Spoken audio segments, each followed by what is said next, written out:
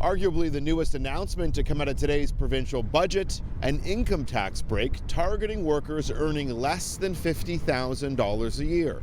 Though some academics, as well as Ontarians who are barely scraping by, say that the carrot being waved by the Ford government isn't nearly big enough. We're putting more money back in the people's pockets of Ontario, and we're keeping costs down. The move, which is more of an election promise than a budget pledge, will make more Ontarians eligible for the Low-Income Individuals and Families Tax Credit, also known as LIFT. Anyone making between $38,000 to $50,000 is now eligible for extra support. The result, about 1.1 million citizens in the province will receive an average of $300 more in tax relief. This is way too little.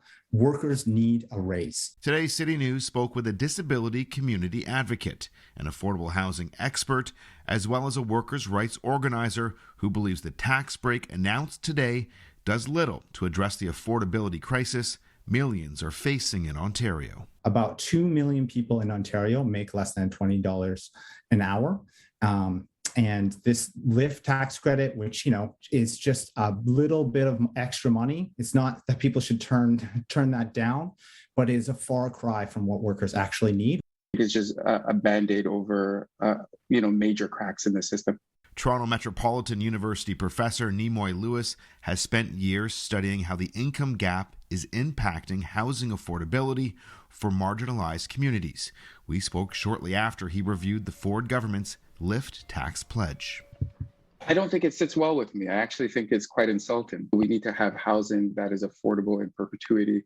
And I think that's what's missing from a lot of the platforms or even within this budget. I think we toss around the word affordable a lot, but we failed to define it. What this budget doesn't do is increase ODSP payments, and today's tax credit does little, if anything at all, to help members of Ontario's disabled community. Expect nothing and be surprised if it is something.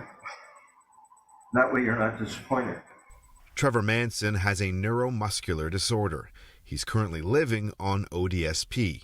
He says he doesn't even earn enough to qualify for the LIFT tax credit. Even though he's not surprised, he says he's still disappointed in today's budget announcement by the Ford government. They view somebody on ODSP as somebody else's problem. They've abdicated themselves clearly of any responsibility towards ODSP clients. Today's tax break announcement is sure to be part of a larger election campaign pledge by the Conservatives and each of the other major parties to make life more affordable for Ontarians.